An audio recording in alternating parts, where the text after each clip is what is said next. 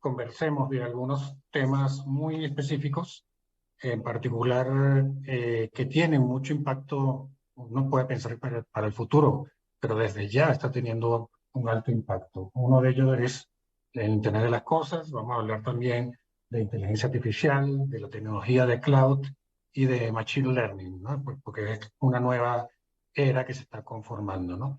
Solo como introducción, tenemos que hablar que el Internet de las Cosas, que tiene varios nombres, a veces lo llaman Internet de las Cosas, Internet de todo, Internet of Everything, porque nosotros también vamos a estar conectados, ¿no? Ya estamos conectados, aunque no queramos.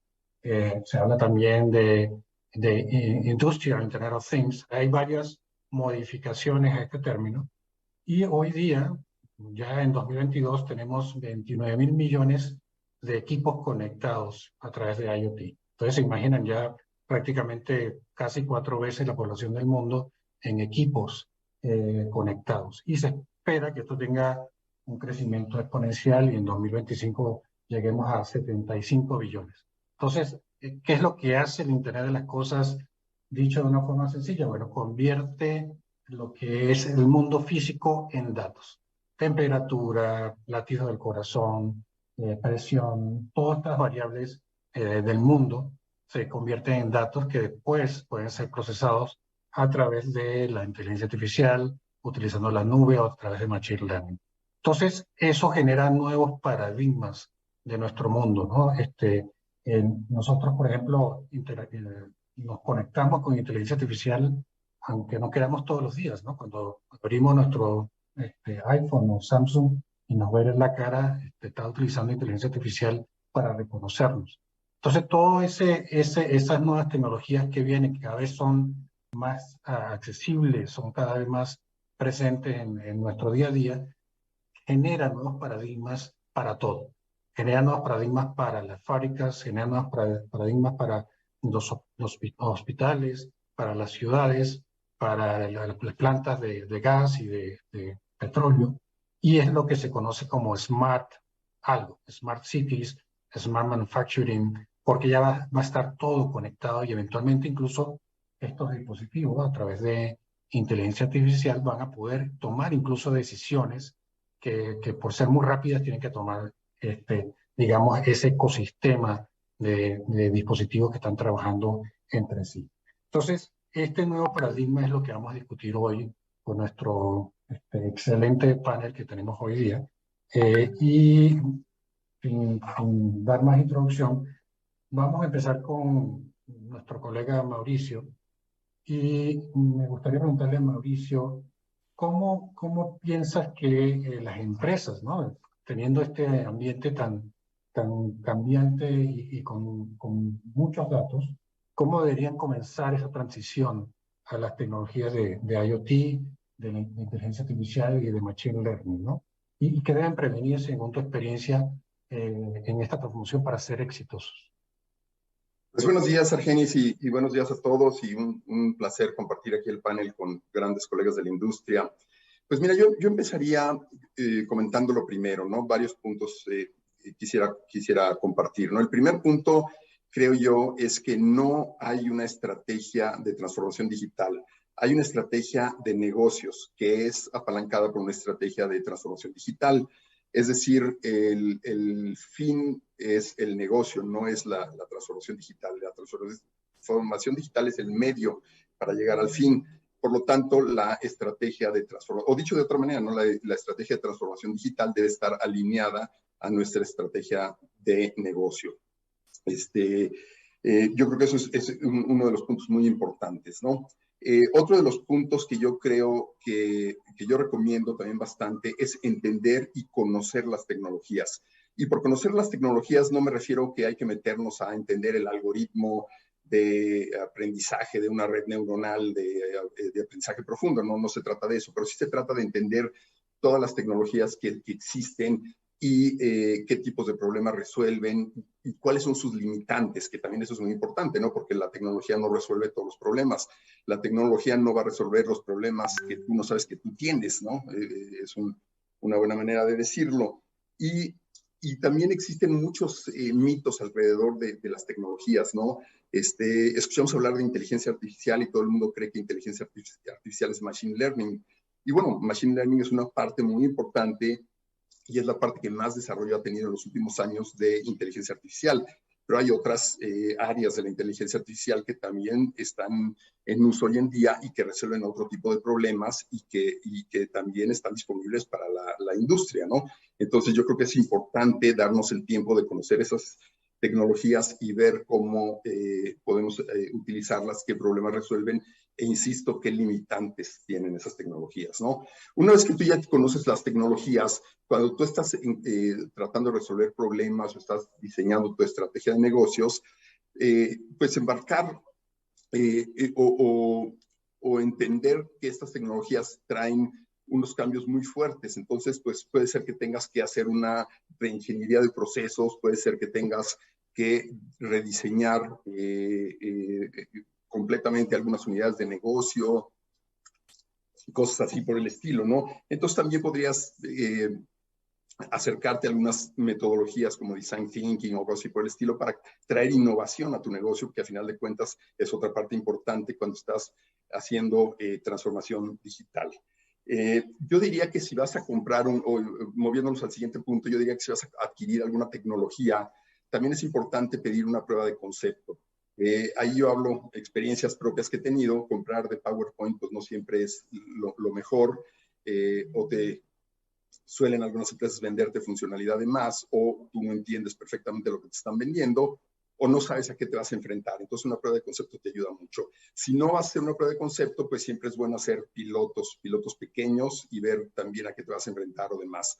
Y si ya te vas a embarcar al proyecto, pues también igual acercarte con metodologías como metodologías ágiles como Agile o Scrum o cosas así por el estilo, que la manera en que trabajamos los seres humanos es que nos gusta ver resultados pronto. Entonces, este tipo de metodologías te permiten ir viendo resultados y también ir capitalizando, que también eso te permite pues ir creando el ambiente y el momento para poder continuar con tu transformación digital, porque al final de cuentas es una estrategia a largo plazo, no es algo que vas a hacer de la noche a la mañana en cuestión de meses, ¿no? Entonces, ese sería también el otro punto, ir viendo los resultados en el corto plazo, ¿no? Otra cosa que yo creo que es también muy importante es conseguir ayuda, ¿no? Ya sea que tú crees un departamento de transformación digital dentro de tu empresa, si lo puedes hacer, o buscar ayuda a una consultoría externa, algo así por el estilo. Tienes que tener sponsor de la alta dirección, tienes que involucrar a toda la empresa en esta transformación digital. Y por último, un punto que yo considero sumamente importante es, como ya lo decía yo, esto requiere un cambio muy fuerte cultural. Hay que involucrar o hay que adquirir una metodología de administración del cambio. Estas metodologías precisamente lo que buscan es que la cultura de la empresa ¿cómo se llama? Pues se adopte la nueva cultura, las nuevas tecnologías y que persistan los cambios que tú estás haciendo, ¿no? Entonces eso es algo que muchas veces en la parte de tecnología dejamos a un lado, pero es de suma importancia, ¿no? Y ya para concluir, me decías que presentar algunas cosas para evitar. Yo diría que pues, pensar que la tecnología va a resolver todos los problemas no lo resuelve. Pensar que la transformación digital es digitalizar la empresa son dos cosas totalmente distintas. La transformación digital es un cambio muy, muy fuerte y pues buscar el valor que te va a traer la transformación digital. Si lo dejamos a un lado, pues entonces no puedes estar capitalizando. Yo diría en grandes rasgos que esas serían las recomendaciones. Sí. Muchas gracias, Mauricio. Muy interesante. Nos diste, la verdad que estuve anotando aquí muchos tips. Hablaste de alinearse a la estrategia de negocio, un problema más de negocio que un problema de tecnología, buscar pruebas de concepto, a saber de la tecnología, buscar ayuda, sponsorship de la alta dirección, mucho el proceso humano de innovación, más que simplemente la tecnología per se, ¿no? Y con todo todos estos tips que nos diste, me gustaría preguntarle a Javier un poco, ¿qué industrias en tu experiencia has visto que haya tenido o haya sido más favorecida con estos cambios? Y cómo en estos tiempos que tenemos, ¿no? Donde los recursos no son tan abundantes, ¿cómo se hace para invertir en estos tiempos, ¿no? de insolvencia? Sí, cómo no. Bueno, antes que nada, muy buenos días a todos. Muy contento de participar aquí con todos ustedes. Miren, yo creo que estamos viviendo momentos inéditos donde finalmente varias tecnologías empiezan a converger en algo que cada vez más se convierte en un término muy conocido y que hoy llamamos transformación digital. Entonces, cuando hablamos de estas tecnologías, hablamos de algunas como es el Internet de las Cosas, que sin duda está cambiando la manera de percibir, sobre todo en los procesos manufactureros, etcétera. Hablamos de la nube, que está habilitando los sistemas y que hace que la disponibilidad y el alcance hacia varias industrias sea mucho más probable. Hablamos de la inteligencia artificial, es decir, hablamos de varias cosas. Pero al final, creo que todas estas tecnologías están ayudando a hacer cosas diferentes, a tener reflexiones diferentes. Anteriormente, esta tecnología o estas tecnologías eran difíciles de adquirir por varias razones. Primero, como principal barrera de entrada, el costo. Segundo, la complejidad. Y tercero, relacionado con el costo, el mantenerlas operando a lo largo del tiempo. Conforme estas tecnologías fueron convergiendo y se fueron comoditizando, esas barreras de entrada empiezan a bajar de manera sustantiva. Y hoy vemos una cantidad muy importante de casos de uso que aplican a varias empresas. Entonces, yo quisiera contestar a la pregunta de cuáles son las industrias más favorecidas, diciendo, primero, lo voy a tocar en dos aspectos. Especialización, es decir, industria, telco, manufactura, finanzas, retail, etcétera. Pero también es importante considerar el tamaño de las industrias, en donde la barra ha bajado sustancialmente, como lo comentaba, de tal suerte que no únicamente industrias grandes tienen acceso a estas tecnologías, sino también la pequeña y mediana empresa que puede tener a su alcance parte de estas tecnologías. ¿Cuáles son las más favorecidas en estos primeros 2 años de pandemia y donde básicamente la transformación digital ha generado mucho vuelo? Yo les diría, primero, el sector de telecomunicaciones. El sector de telecomunicaciones está en este proceso de reinventarse todos los días a través de las tecnologías de gestión. Y cuando hablamos de inteligencia del dato, inteligencia de máquina, etcétera, entre mayor volumen de información, más ricas las conclusiones a las que se pueden llegar. Así que sin duda el sector de telecomunicaciones es uno de los más favorecidos. Segundo, el sector financiero. El sector financiero también es un sector que está invirtiendo de manera importante en tecnologías de gestión, tecnologías de información, para lograr esta transformación digital de una manera mucho más rápida y al final tratar de estar más cerca de sus consumidores finales. Y ahí vemos la explosión de las bancas digitales, de las bancas móviles, etc. Tercero, retail. Y eso está por demás explicarlo. Cuando vemos el avance en el comercio electrónico, y cómo ha ganado espacio sobre el retail tradicional, vemos que también han sido tremendamente favorecidos. Y el cuarto punto, yo hablaría de salud. No me canso de compartir este dato. Hace algún tiempo se intentó implementar estas consultas a distancia en la India por su dispersión geográfica, por su dificultad, etcétera, en donde hubo grandes inversiones por parte de grandes empresas en telecomunicaciones, en doctores, etcétera. Y solo como dato, 1 de cada 100 consultas se hacían por telemedicina y durante la pandemia, en este piloto, 5 de cada 10 se hacen por digamos, telemedicina. Entonces, infinitas las combinaciones que tenemos alrededor de las industrias que hoy están adoptando esto, pero en la otra dimensión tiene que ver el tamaño. Hay empresas medianas y pequeñas que en estos mercados globales compiten con otras y es importante que entiendan que estas tecnologías ya son asequibles, son no difíciles o más bien dicho, no son fáciles de adquirir, pero son accesibles. Y los retornos que generan, me parece que son hoy por hoy muy cuantificables, y eso hace que las compañías verdaderamente estén mirando hacia esta transformación digital y teniendo muy en mente estas 3 o 4 tecnologías que hablamos anteriormente. Muchas gracias, Javier. Muy interesante. Y yo creo que has mandado unos mensajes muy claros, ¿no? Primero, la barrera está bajando. Entonces, no es una excusa, ¿no? De que es algo que hay que, como en el pasado, era inalcanzable, sino cada vez la barrera, el costo, en cómo acceder a este tipo de tecnologías cada vez es menor. Y hablaste también de que algunas de las industrias, dentro de tu punto de vista, que se han movido en estos temas, está servicios financieros, telcos, retail, y con salud, ¿no? Que este es un ejemplo muy claro, y esto me da pauta para hablar con Jorge, que precisamente es un fundador de una empresa que tiene que ver con estos temas, para entender un poco su punto de vista de hacia dónde va la siguiente generación en Data Driven, cuál es tu experiencia, en particular siendo tu empresa, una empresa al final que es de datos. Sí, gracias, Argenis. Buenos días a los otros panelistas y a las personas que están conectadas hoy con nosotros. Creo que hay algo, partiría, ¿no? De algo que a mí me parece muy interesante, ¿no?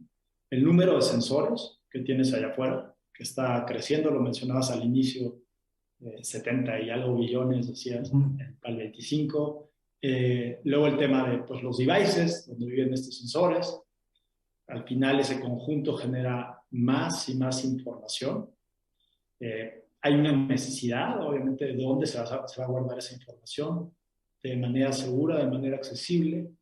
Y luego, un poquito donde estamos nosotros, es necesitas tener mayor capacidad de análisis, ¿no? Si tienes un montón de información, pero no la puedes analizar, en cualquier industria, pues eso pues no te va a servir, te va a generar un gran desperdicio.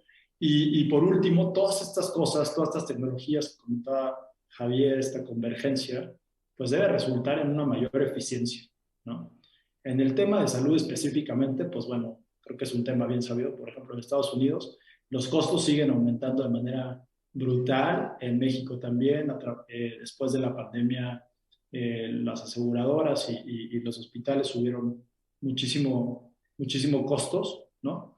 Y se perdió un poco ahí el beneficio que tienen los pacientes, ¿no? Que podemos tener nosotros en nuestra salud.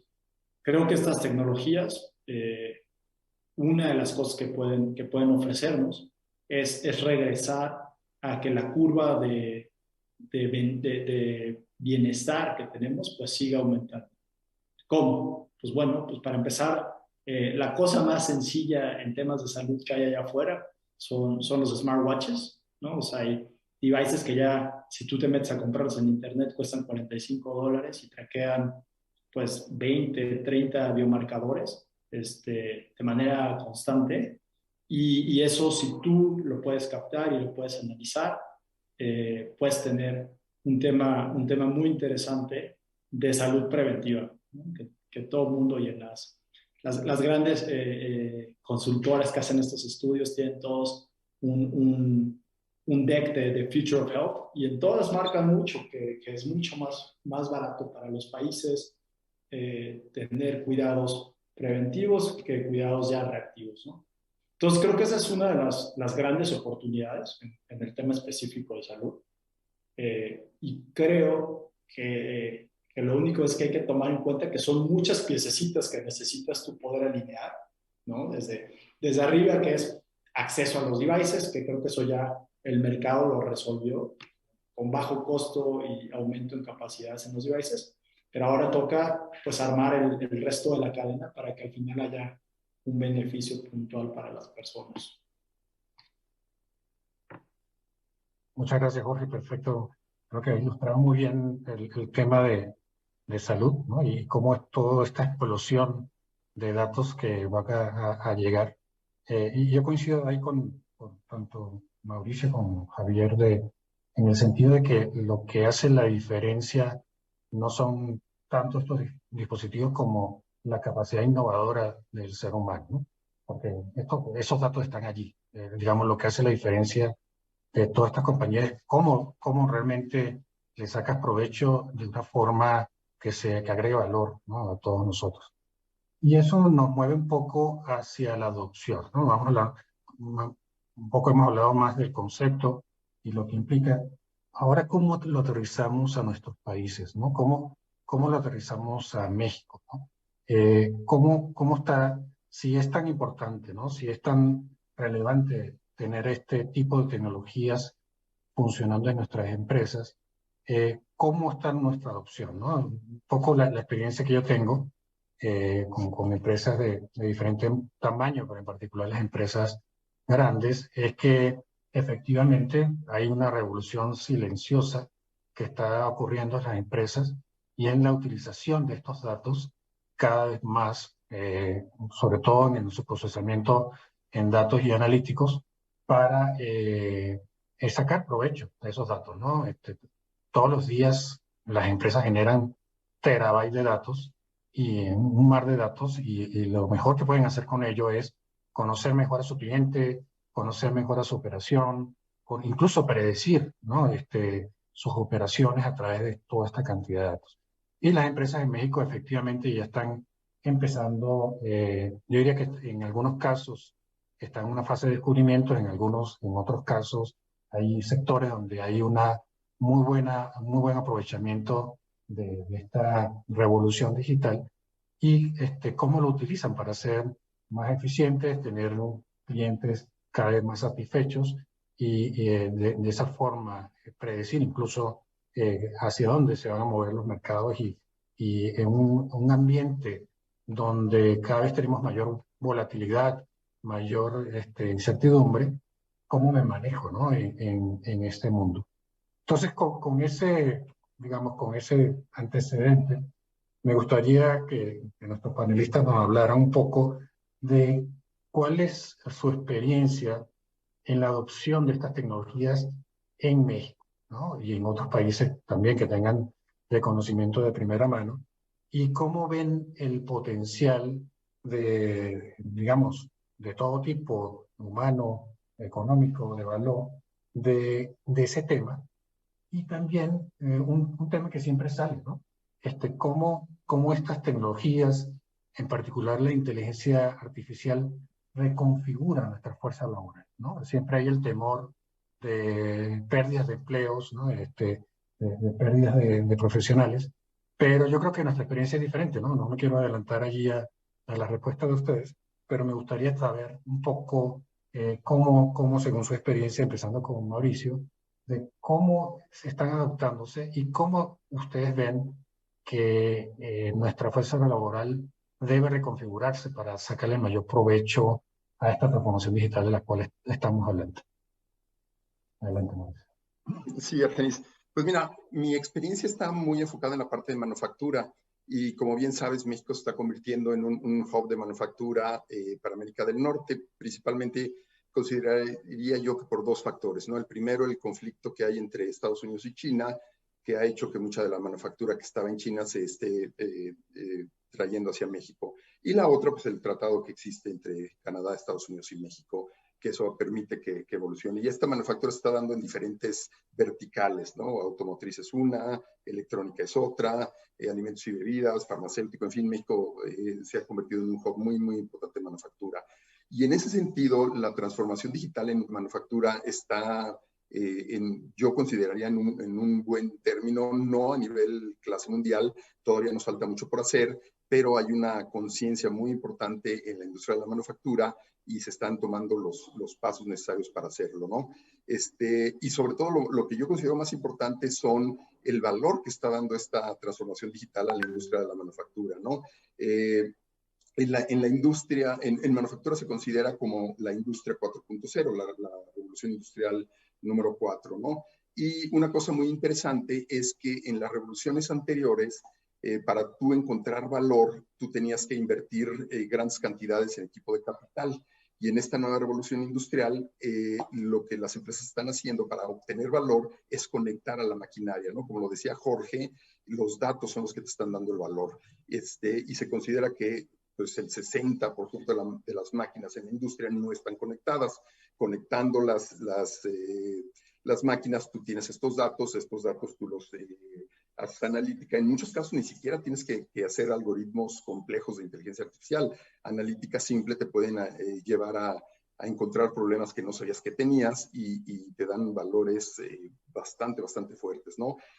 Hablamos, por ejemplo, las implementaciones que nosotros hemos hecho, hemos visto que en eficiencias operativas se tienen hasta 23% de mejoras, o productividad hasta 30%, mejoras en calidad de hasta un 50%, inventarios hasta un 40-45%. Son números muy fuertes. Y eso provoca pues que se cree el momento para seguir invirtiendo y seguir adoptando más la transformación digital en México, en la industria manufacturera, ¿no?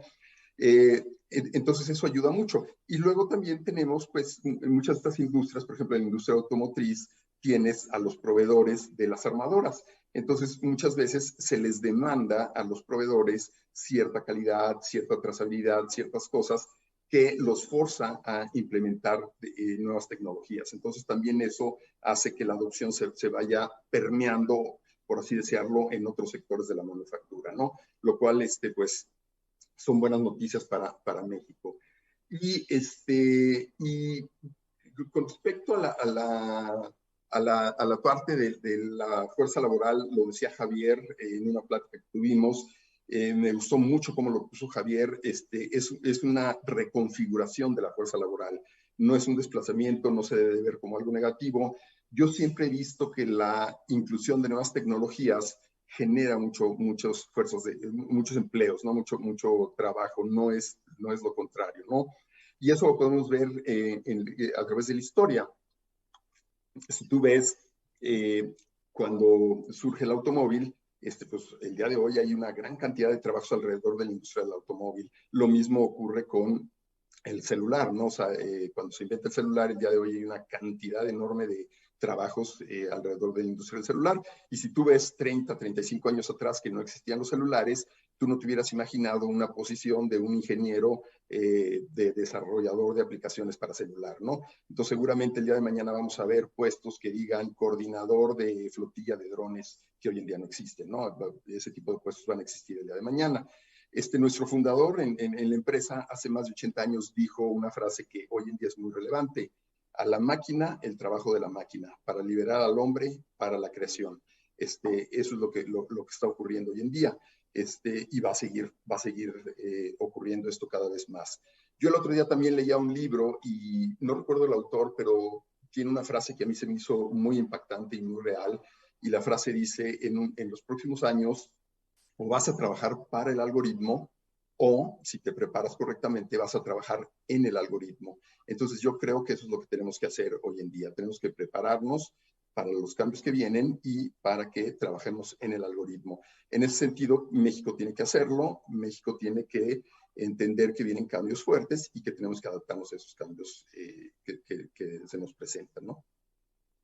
Excelente, Mauricio. Yo creo que nos diste indicadores muy fuertes del impacto de esta transformación en las empresas, ¿no? Con estas reducciones y mejoras en costos y un poco la reconfiguración de la fuerza de trabajo. Y como bien dices, ¿no? Somos un país que creo que 18% del PIB es manufacturero, entonces más vale que seamos uno de los grandes jugadores a nivel mundial, ¿no? No solamente a nivel local, ¿no? Como de hecho lo somos, ¿no? Y con ese digamos, antecedente, me gustaría preguntarle a Javier, ¿no? Que fue un poco, como tú comentaste, el que tuvo este punto de vista de reconfiguración. ¿Cómo ve esta reconfiguración del talento, ¿no? Para ahora sí sacarle el mayor provecho a todos estos cambios y esta gran cantidad de datos que nos está llegando? Hacia dónde nos tenemos que mover, ¿no? Para capturar y no ser ahora los esclavos del algoritmo, sino los creadores de algoritmos. Correcto. Y aprovecharía también ahí, ya que estás ahí en Red Hat, a colar una pregunta de seguridad, ¿no? Porque siempre hay esa preocupación de hecho, creo que el año pasado, en primer semestre, hubo 1.5 billones de hacks, ¿no? En temas de IoT. Me gustaría también un poco tu mensaje, ¿no? En cuanto a cómo la seguridad también nos debe ayudar en este proceso, ¿no? Sí, cómo no. Bueno, muchísimas gracias. Déjenme tratar de tocar los puntos muy, muy puntuales y luego vamos desarrollando algunos otros. Primero, en términos de adopción, yo estoy verdaderamente entusiasmado porque hoy vemos que como industria de TI estamos haciendo todo lo posible para que las industrias tengan una adopción mucho más simple, mucho más natural. Y déjenme hablar de 2 o 3 tendencias que me parecen muy relevantes. Primero, hoy la tecnología se ofrece como un servicio. Y eso cambia radicalmente la industria y el pensamiento. Anteriormente yo te entregaba un RP, que Dios te bendiga, quién te lo implementa, cómo lo haces, etcétera. Yo ya vendí, ya me salí. Hoy estamos hablando de ofrecer tecnología como un servicio. Entonces, esto cambia un paradigma muy importante. 2, hay tecnologías, las tecnologías son más simples y más potentes que lo que eran hace muy poco tiempo. ¿Y cuál es el racional alrededor de esto? Pensemos en la nube. La nube, toda la complejidad está del lado del proveedor y yo como consumidor tengo la facilidad de operarla sin tener que lidiar con la complejidad que hay atrás. Entonces, la adopción se está exponenciando. 3, metodologías ágiles. No quiero extenderme en esto, pero todo lo que tiene que ver con Agile y Scrum, ¿sí? Todas estas metodologías cambian paradigmas que al final las implementaciones de tecnología, en lugar de durar años, duran semanas.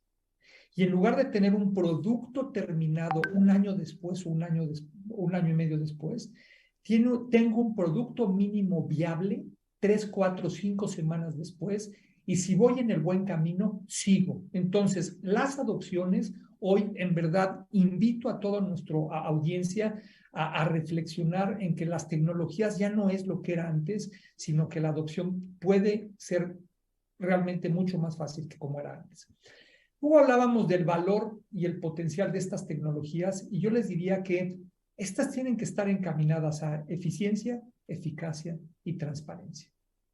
En la medida en que podamos hacer que nuestras operaciones sean más eficientes y más eficaces, con mayor transparencia, nos va a dar cercanía con el cliente, cercanía con nuestros empleados, cercanía con nuestros proveedores, cercanía con toda la cadena, lo cual hace que las ineficiencias en la coordinación de las cadenas se reduzcan y ahí están los verdaderos ahorros. Ahí es donde yo invito a las empresas a pensar en tecnología para romper estas ineficiencias. Luego hablábamos de esta reconfiguración y cómo ser parte del algoritmo y no esclavo del algoritmo, etcétera. Yo quiero poner un dato que me parece, a mí me pone la piel chinita y es la siguiente. 4 de cada 10 niños que hoy están en la primaria van a estudiar una carrera que hoy no existe, que hoy todavía no existe. ¿Qué quiere decir eso? Y ya lo comentaban mis compañeros, Mauricio, Jorge de alguna manera, Artemis, todos. Estamos en una revolución en donde tenemos que pensar cómo reconfigurar nuestro know-how para subirnos en la ola y no quedarnos fuera de la ola.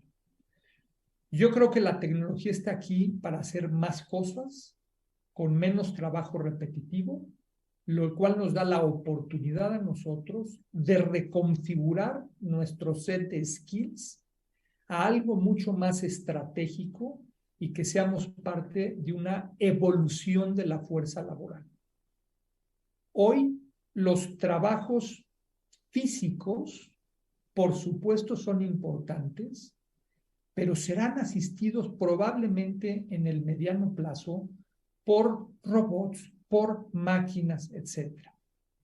Pero si ese potencial lo aprovechamos para un trabajo de mayor valor, creo que viene una reconfiguración importante y no únicamente en lo que hacemos, en lo que percibimos y con esto nuestros estilos de vida, etc.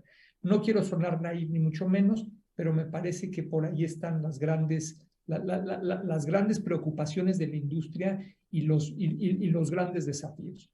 Ahora, Carencia de talento, una gran carencia de talento en nuestra industria.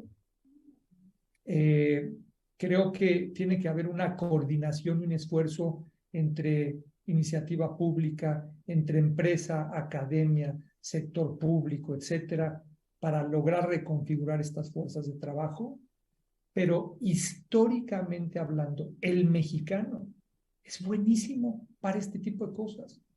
Y hoy vemos los grandes centros nearshore que le llaman ahora, en donde centros de desarrollo, centros de ensamblaje, centros de know-how están localizados en nuestro país, y es ahí en donde verdaderamente la tecnología empieza a hacer cambios verdaderamente importantes en el comportamiento, en el desempeño de los negocios y en el lugar que ocupamos. Hoy puedo estar equivocado, somos la economía número, me parece que 14, 15, ya hasta perder el número, pero creo que tenemos los ingredientes para poder estar en las primeras 10 en el corto plazo.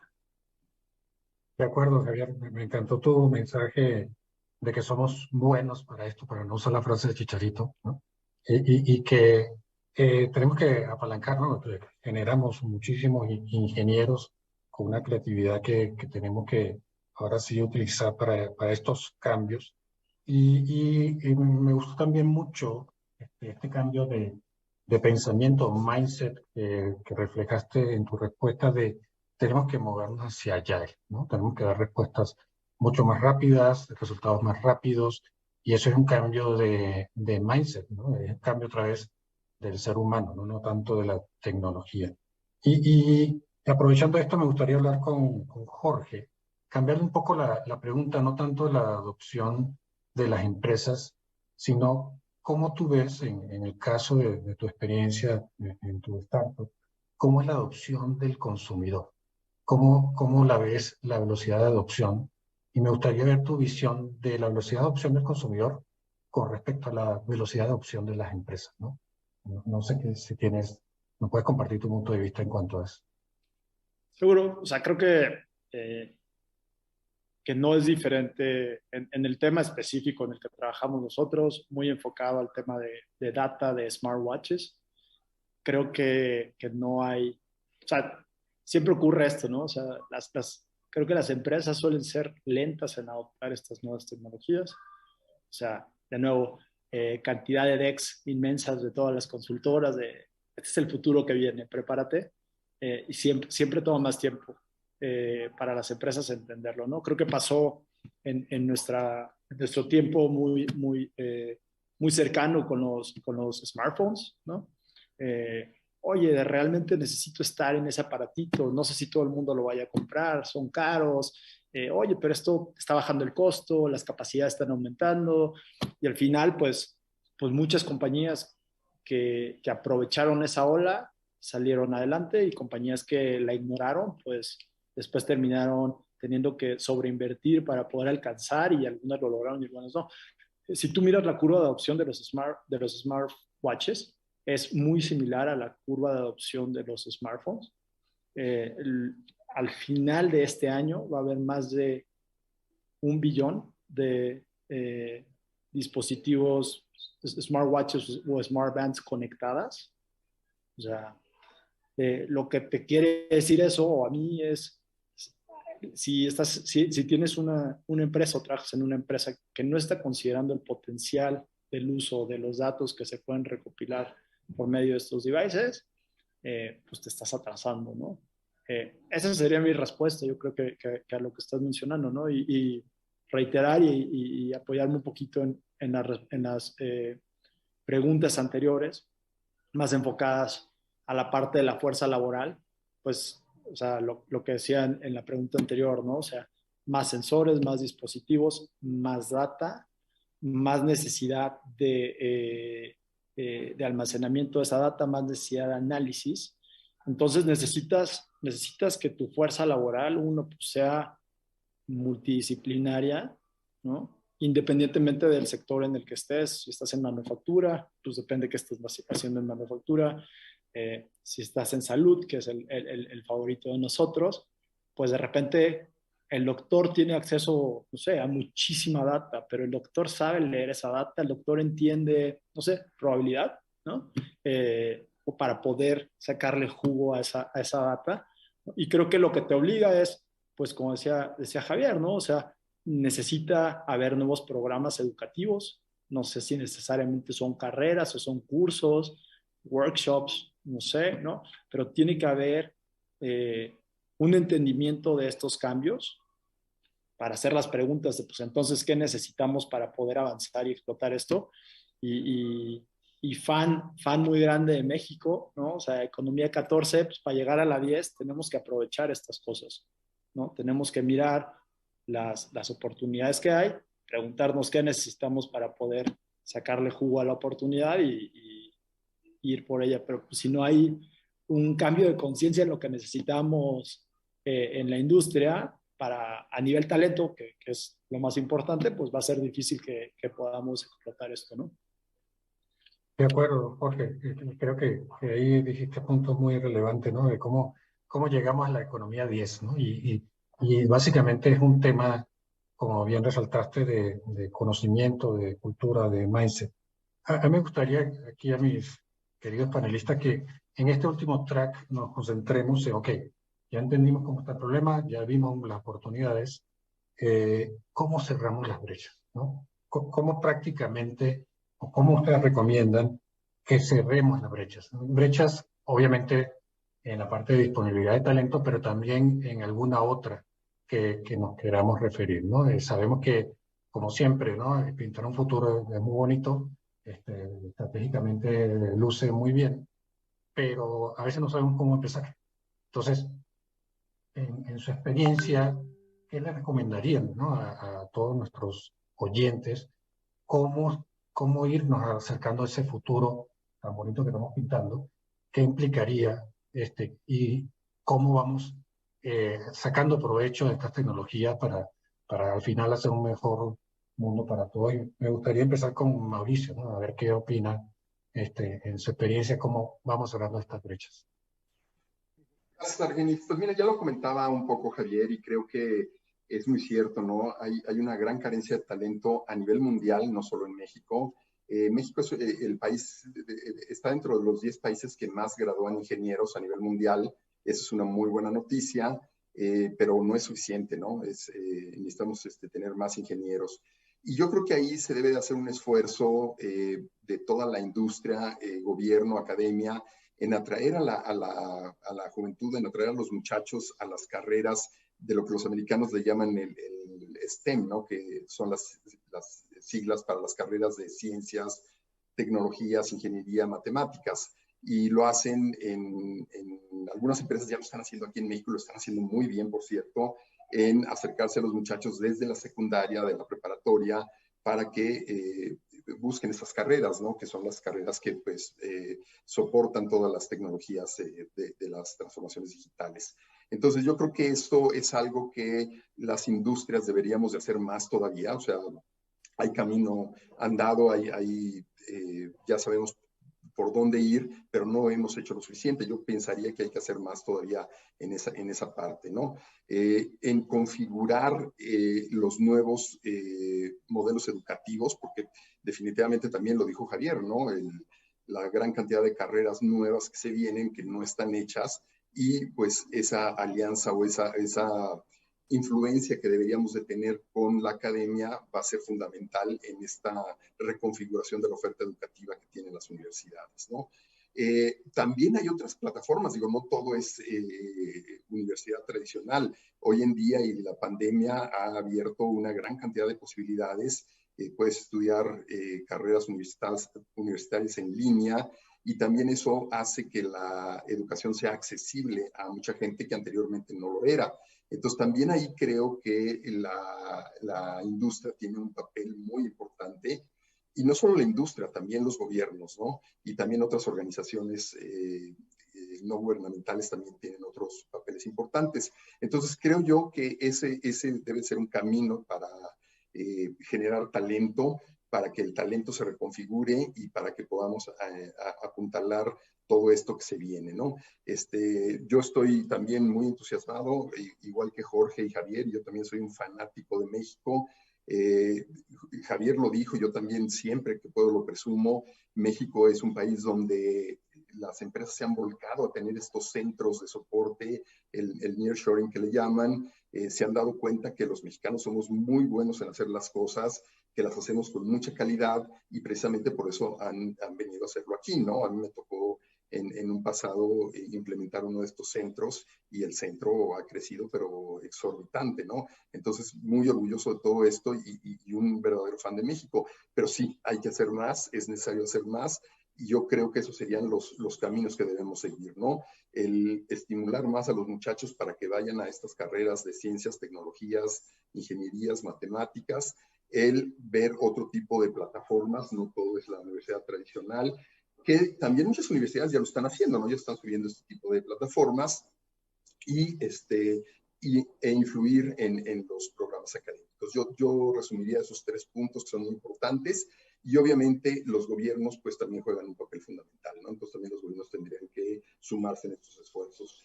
Y también creo que hay gobiernos que lo están haciendo, o sea, porque el esfuerzo no necesariamente tiene que ser a nivel federal, también puede ser a nivel estatal o a nivel municipal. Y me ha tocado colaborar con algunos gobiernos estatales que están haciendo estos esfuerzos y lo están haciendo bastante bien, ¿no? Entonces, yo sí creo que vamos por buen camino y yo sí creo que México va a ser una de las principales economías del mundo en un futuro cercano. Perfecto, muchas gracias, Mauricio. Muy claro, muy conciso. Me gustaría darle un twist a la pregunta a Javier, ¿no? Seguramente muchos de nuestra audiencia son pymes o pequeñas empresas.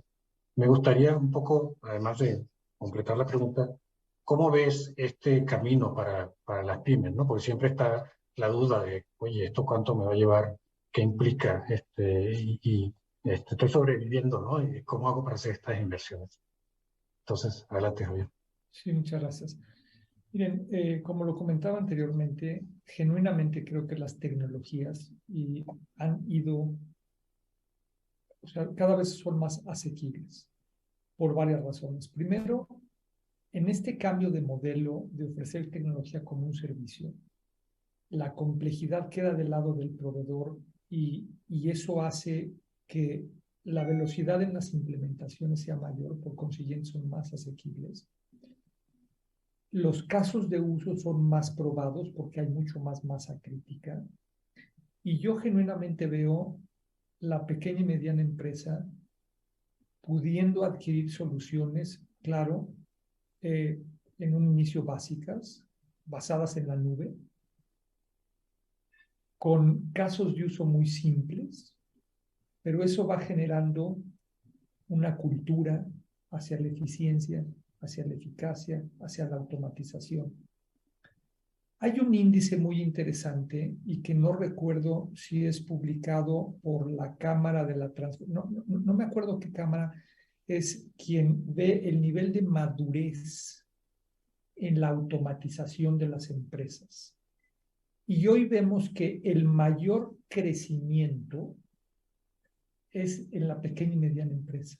Es decir, finalmente estamos viendo cómo estas empresas están entendiendo y nosotros como industria estamos teniendo la capacidad de transmitir que por mucho tiempo no la tuvimos, que estas soluciones son de bajo costo, fáciles de implementar, fáciles de mantener, y los casos de uso son muy claros. O sea, hay casos de uso que están cuantificados, que tienen retorno sobre inversión.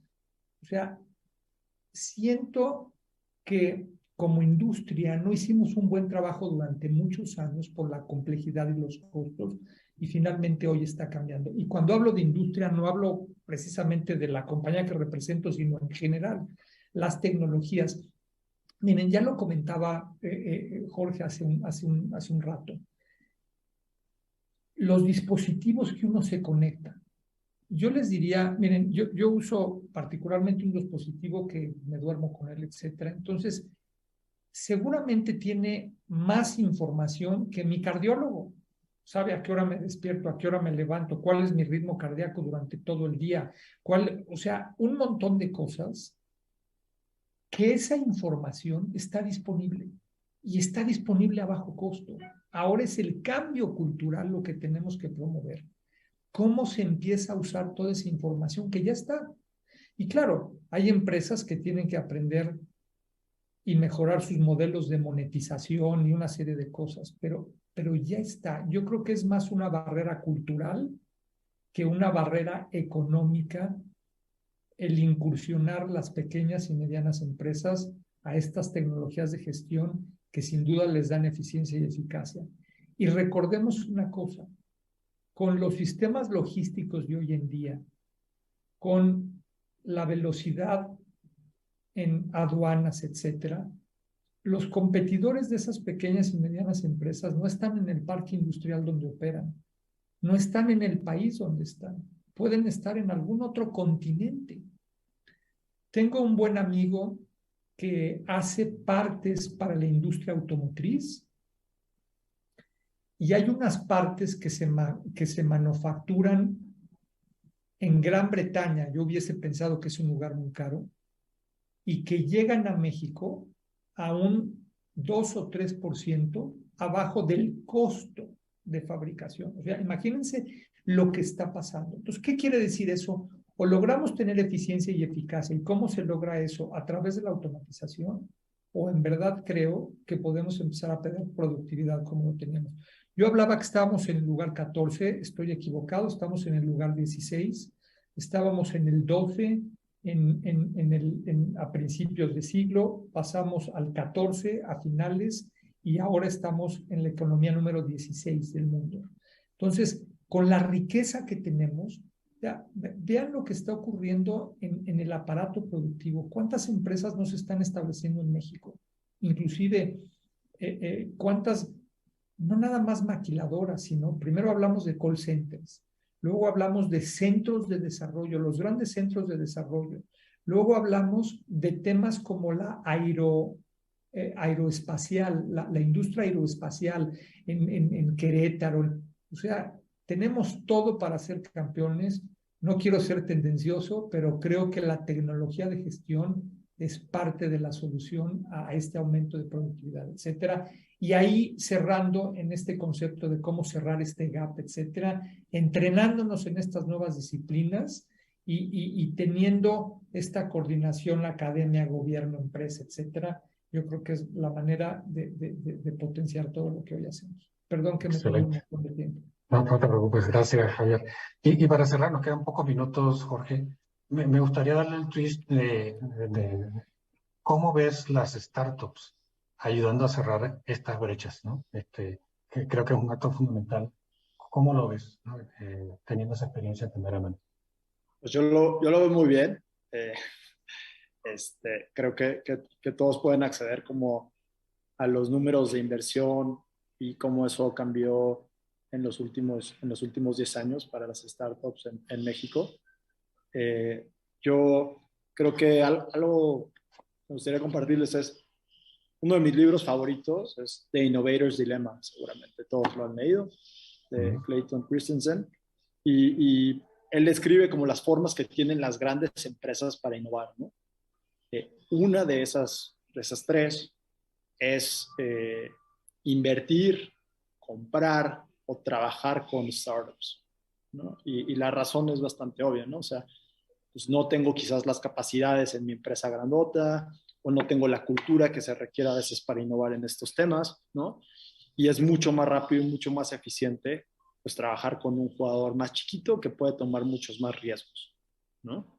Entonces yo creo que eso es algo importante, es una herramienta que creo que las empresas mexicanas hace 10 años no tenían como tienen hoy, o sea, en todo, o sea, desde obviamente fintech, que ha jalado muchísima atención, pero PropTech también está fuera, salud, por supuesto, y esas empresas ya están ahí, son cada vez más sofisticadas, están teniendo acceso a capital, y creo que hay que buscar cómo alinear a las empresas medianas, a las empresas grandes, a las empresas chiquitas, con las startups de base tecnológica, ¿no? O sea, creo que ese es un pedazo importante del cómo sí recuperamos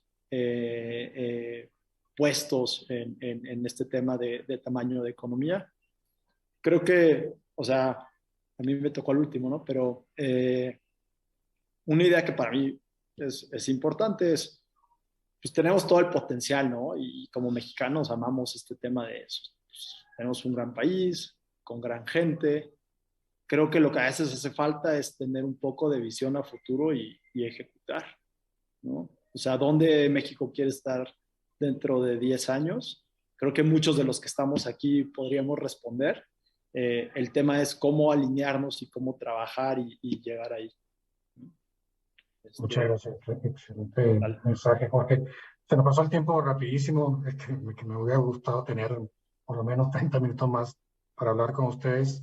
Agradezco mucho a mi excelente panel, a Mauricio Blanc de OnRun, a Javier Cordero de Red Hat y a Jorge Madrigal en esta famosa startup en Health Tech.